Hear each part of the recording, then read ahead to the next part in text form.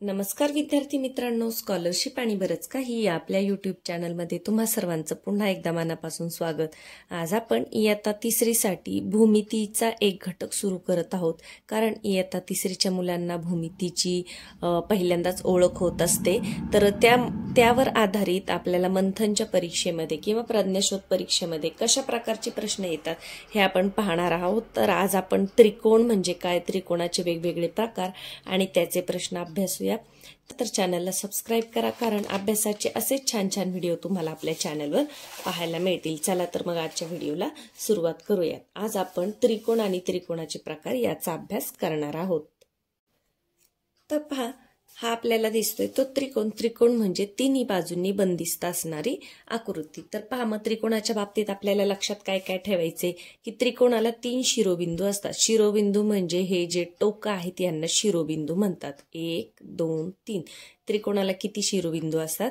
3 शिरोबिंदू असतात।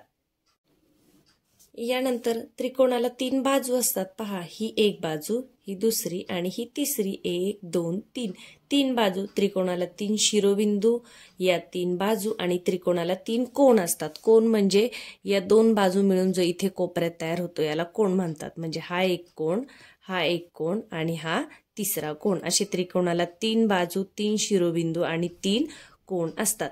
त्रिकोणाचं नाव हे 6 प्रकारे लिहिता येतं। कसं पहा, आता 3 शिरोबिंदू आहेत, मग तुम्ही या बाजूने सुद्धा त्रिकोणाचं वाचन करू शकता किंवा या बाजूने सुद्धा वाचन करू शकता। तर कसं पहा, आता आपण जर या पद्धतीने त्रिकोण घेतला तर पहा, या 3 बाजू 1 2 3 हे 3 कोन, हा एक कोन, त्यानंतर हा एक कोन आणि हा एक कोन, याला कोन म्हणतात 2 रेषांनी।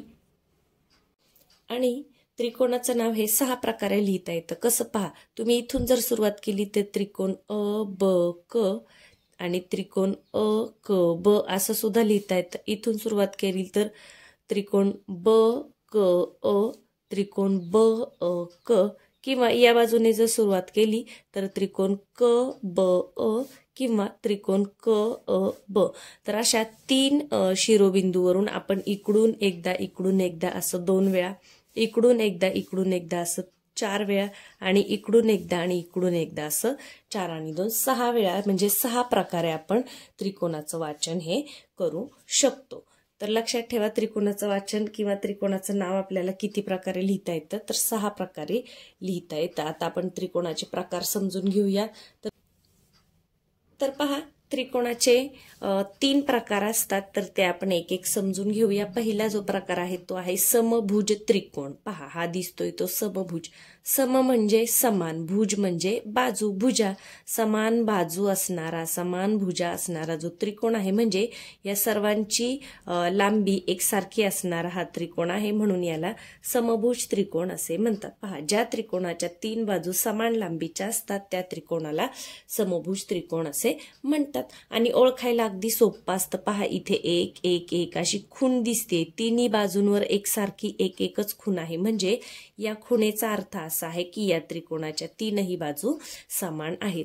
तुम्हाला परीक्षेला इथे बाजू मोजून बघायच्या नसतात, तर ह्या ज्या खुणा आहेत त्याच्यावरूनच तुम्हाला ओळखायचं असतं की किती खुणा दिल्या ते 1 2 3 तीनही खुणा एकसारख्या आहेत, म्हणजे हा समान बाजू असणारा समभुज त्रिकोण आहे। अगदी सोपं आहे। सम म्हणजे समान, भुज म्हणजे बाजू, सगळ्या बाजू समान असणारा म्हणजेच समान लांबीच्या असणारा हा त्रिकोण, त्याला म्हणायचं समभुज त्रिकोण।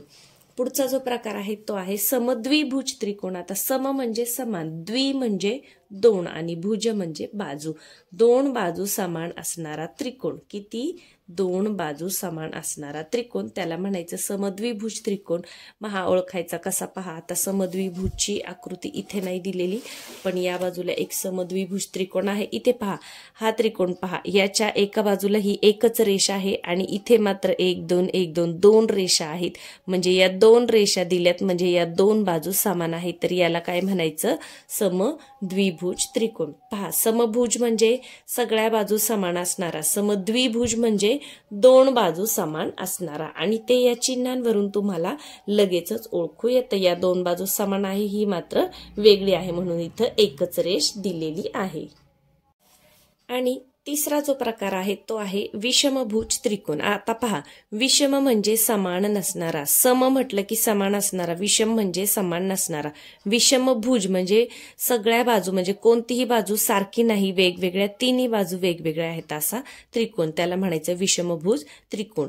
ज्या त्रिकोणाच्या सर्व बाजू वेगवेगळ्या असतात म्हणजेच भिन्न असतात त्याला त्या त्रिकोणाला विषमभुज त्रिकोण असे म्हणतात. आता ही आकृती पहा, इथे एक रेष तुम्हाला दिसतीये, इथे 2 रेषा दिसतात आणि इथे 3. याचा अर्थ असा होतो की या तीनही बाजू वेगवेगळ्या लांबीच्या आहेत. जर सारखी खुणा असतील तर एकच खुणा असेल तर म्हणायचं समान लांबीच्या, 2 बाजू सारख्या असतील तर 2 बाजूंवर सारख्याच खुणा असतात, आणि तीनही बाजू वेगवेगळ्या असतील तर पहा, इथे एक रेषा, इथे 2 आणि इथे 3. याचा अर्थ असा होतो की या त्रिकोणाच्या ज्या आहेत त्या तीनही बाजू वेगवेगळ्या आहेत. अजून एक याच्यामध्ये एक समजून घ्यायचं ते म्हणजे परिमिती. तर बंद आकृतीच्या सर्व बाजूंची बेरीज म्हणजे परिमिती. बंद आकृती म्हणजे फक्त त्रिकोणालाच परिमिती असते असं नाही, तर सर्व प्रकारच्या बंद आकृत्यांची परिमिती. तर परिमिती म्हणजे सर्व बाजूंची बेरीज. जसं आता आपण त्रिकोणाची परिमिती म्हटलं, समजा हे समान आहे, समभुज त्रिकोण आहे हा, मग याच्यावर अशा रेषा जर दिल्या तर यावरून आपण समजून जायचं की तिन्हीकडे एक एक रेषा आहे म्हणजे तीनही बाजू समान असणारा समभुज त्रिकोण आहे. आणि इथे जर दिलं 5 तर हे पण 5 असणार आणि हे पण 5 असणार. एक बाजू जरी 5 दिली तरी त्याच्यावरून आपण लक्षात घ्यायचे सगळ्या बाजू सारख्या आहेत म्हणजे ही 5 सेंटीमीटर असेल, ही 5 असेल आणि ही 5 असेल. मग परिमिती म्हणजे काय की सगळ्या बाजूंची बेरीज. मग किती होईल?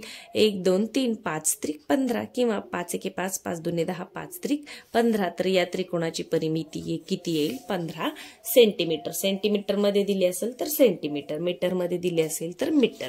लक्षात राहील. त्रिकोणाच्या तीनही बाजूंची बेरीज म्हणजे काय? त्याची परिमिती. आपण काय काय शिकलो पहा. त्रिकोणाला 3 शिरोबिंदू असतात, त्रिकोणाला 3 कोण असतात, त्रिकोणाला 3 बाजू असतात. यानंतर त्रिकोणाचे नाव हे आपल्याला 6 प्रकारे लिहिता येतं. या बाजूने, या बाजूने, मग या शिरोबिंदूपासून घेतले तर इकडून आणि इकडून, इथून घेतले तर इकडून आणि इकडून, म्हणजे क अ ब क ब अ या पद्धतीने. अजून आपण काय शिकलो की सर्व बाजू समान असणाऱ्या म्हणजे तीनही बाजू समान असणारा त्रिकोण तो समभुज त्रिकोण, 2 बाजू समान असणारा तो समद्विभुज त्रिकोण आणि एकही बाजू समान नसणारा त्याला म्हणायचं विषमभुज त्रिकोण.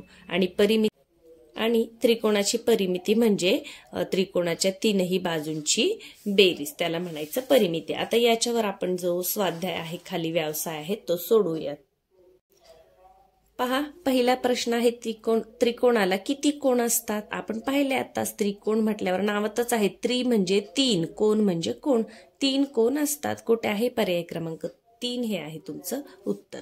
सोबतचा त्रिकोण कोणता? आता ओळखा सोबतचा त्रिकोण कोणता. पहा 1 2 3 तीनही ठिकाणी एक एक रेष दिली आहे म्हणजे समान आहे या बाजूंची लांबी, म्हणजेच त्याला काय म्हणतो आपण? समभुज. समभुज. समभुज त्रिकोण कुठे आहे? पर्याय क्रमांक 1.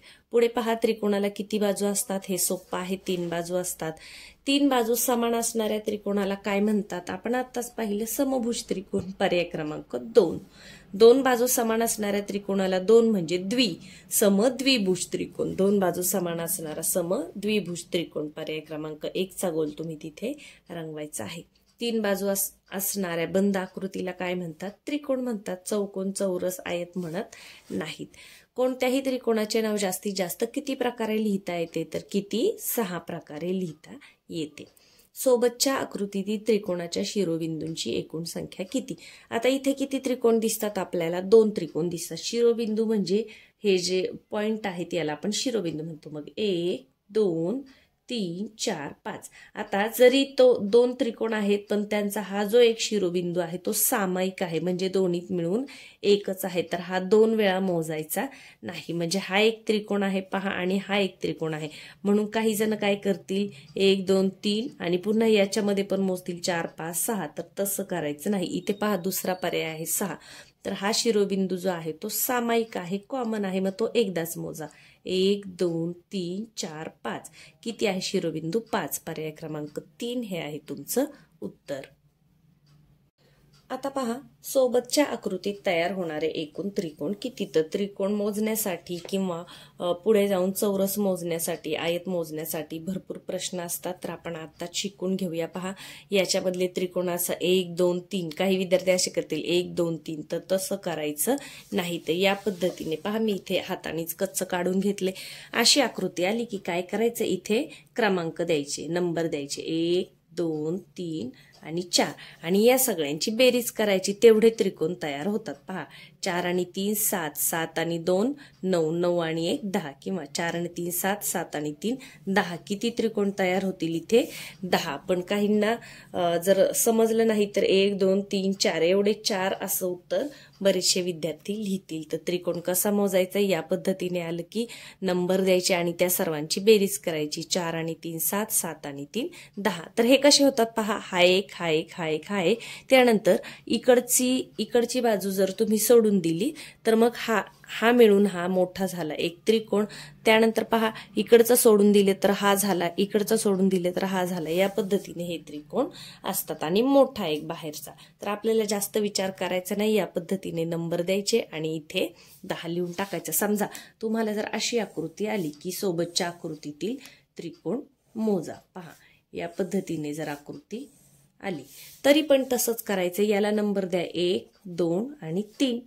मग किती त्रिकोण आहेत, 3 आणि 2 5, 5 आणि 1 6. या आकृतीमध्ये किती त्रिकोण तयार होतील, 6 त्रिकोण तयार होतील. तर या पद्धतीची आकृती आली की या पद्धतीने नंबर द्यायचे आणि मोजायचं आहे. पुढे पहा, सोबतच्या आकृतीची परिमिती किती. आता आपण आता शिकलो परिमिती म्हणजे काय, की त्रिकोणाच्या लांबींची बेरीज, सर्व बाजूंची बेरीज. आता पहा, तोंडी सुद्धा आपण बेरीज करू शकतो. किंवा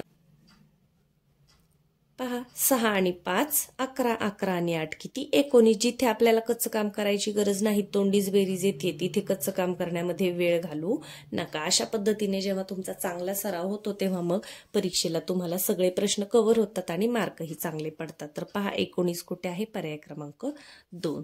पुढे पहा, सोबतच्या आकृतीविषयी अयोग्य विधान कोणते. आता इथे काय दिले, त्रिकोणी. ते बाजू काय आपल्याला दिल्यात का, कोणती समान आहे कोणती नाही काही. मग काय दिले पहा, 3 बाजू असतात, बरोबर आहे.